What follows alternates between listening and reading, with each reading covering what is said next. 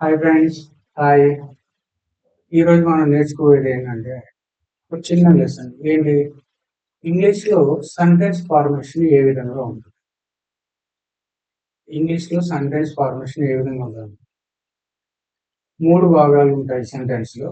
మొట్టమొదటి భాగం దాన్ని ఏమంటాం, సబ్జెక్ట్ అని అంటాం. సబ్జెక్ట్ అంటే ఆ సెంటెన్స్ లో ఎవరైతే వ్యక్తి లేదా వస్తువు ఏదో ఒక పని చేస్తూ ఉంటాడో వాళ్ళని సబ్జెక్ట్ అంటాం. అంటే చర్యను లేదా ఆ పనిని చేసేవాడిని సబ్జెక్ట్ అని అంటాం.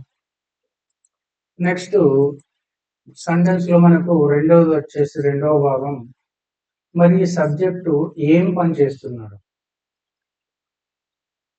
ఓకే.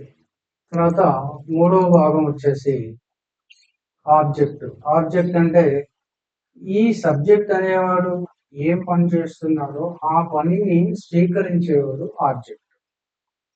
సో ఇక్కడ మీకు అర్థమైంది ఏంటంటే ప్రతి సెంటెన్స్ లో సబ్జెక్టు, వర్బ్, ఆబ్జెక్ట్ అనే 3 భాగాలు ఉంటాయి. వర్బ్ ఎప్పుడు కూడా మధ్యలో ఉండాలి, సబ్జెక్ట్ స్టార్టింగ్ లో ఉండాలి. ఇక్కడికి క్లియర్ అయిపోయింది. అంటే ప్రతి ఇంగ్లీష్ సెంటెన్స్ ఫార్మేషన్ ఏ విధంగా ఉండాలంటే సబ్జెక్ట్, వర్బ్, ఆబ్జెక్ట్. బాగానే ఉంది. మరి ఇక్కడ నేను 3 ప్రశ్నలు అడుగుతా. నేనే స్టూడెంట్ అనుకొని 3 ప్రశ్నలు అడుగుతా. సార్ మరి మీరు ఇంగ్లీష్ లో సబ్జెక్టు, వర్బ్, ఆబ్జెక్ట్ అని 3 భాగాలు ఉంటాయని చెప్పారు కదా, బాగానే ఉంది. మరి ఏదైనా ఒక సెంటెన్స్ లో సబ్జెక్ట్ మిస్ అయితే ఏమవుతుంది? అట్లాంటి సెంటెన్సెస్ ఉంటాయా? ఇదేంటి విచిత్రమైన ప్రశ్న. అట్లే ఇంకొక ప్రశ్న, అసలు సబ్జెక్ట్ లేకపోతే సెంటెన్స్ కి మీనింగ్ ఉంటుందా? మరి ఇంగ్లీష్ ఏముంటది? ఈ ఇంగ్లీష్ లో in English every full sentence needs a subject because English always wants to know who is doing the action.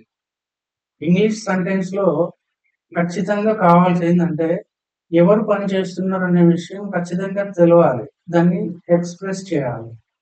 మరి హూ అనేవాడు సబ్జెక్ట్ లేకపోతే మరి సెంటెన్స్ ఏముంటది? సెంటెన్స్ ఇన్కంప్లీట్ అవుతుంది, దాన్ని బ్రోకెన్ ఇంగ్లీష్ అని అంటారు.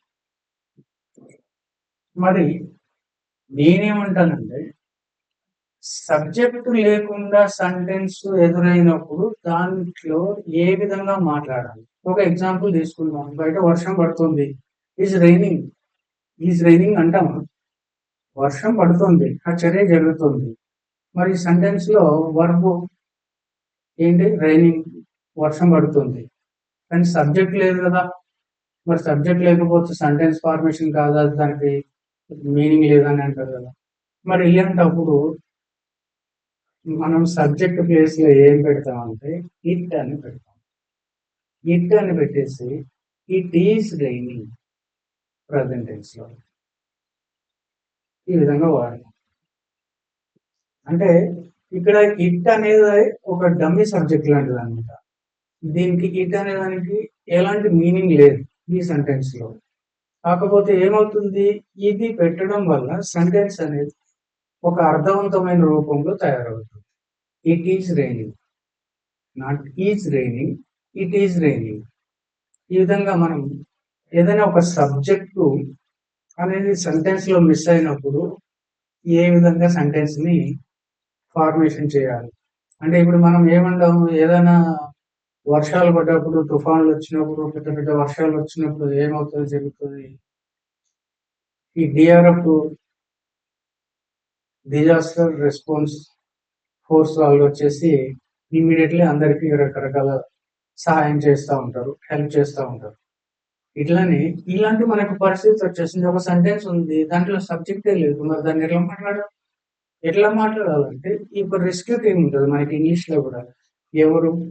ఇట్, దేర్, ఇంకా కొన్ని పదాలు ఉన్నాయి. ఈ ఇట్ లేదా దేర్ అనే వాటిని సబ్జెక్ట్ ప్లేస్ లో పెట్టేసి ఆ సెంటెన్స్ ఫార్మేషన్ మనం క్లియర్ చేసేసి మాట్లాడతాం. బాగుంది కదా.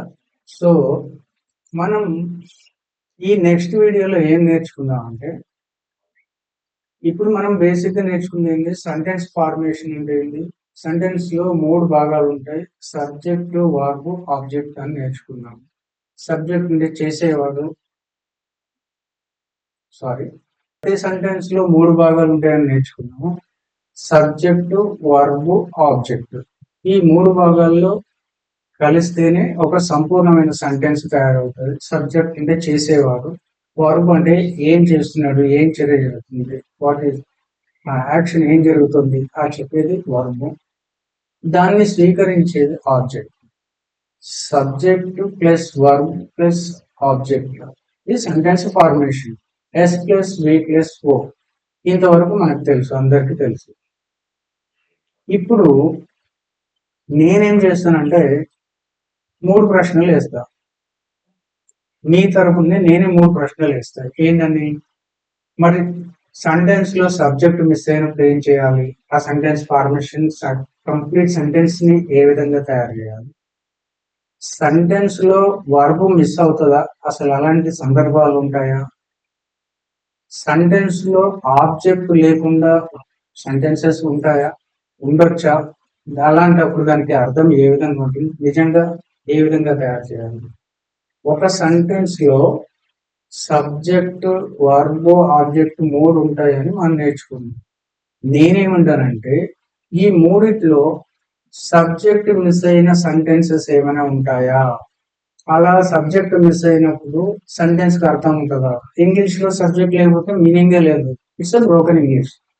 మరి మిస్ అయిపోయినప్పుడు అక్కడ ఏం వాడాలి, దాని ప్లేస్ లో రీప్లేస్ చేయడానికి రెస్క్యూ టీమ్ అని అంటారు ఇంగ్లీష్ లో.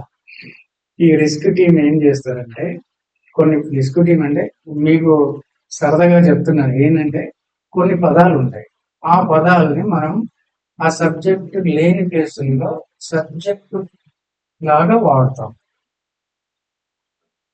ఫర్ ఎగ్జాంపుల్ ఇందాక మనం చెప్పుకున్నట్టు ఇట్ ఈజ్ రైనింగ్ కాకుండా it is raining. Is raining లో సబ్జెక్ట్ మిస్ అయింది కాబట్టి ఇట్ ని పెట్టేసి ఇట్ ఈజ్ రైనింగ్ అని.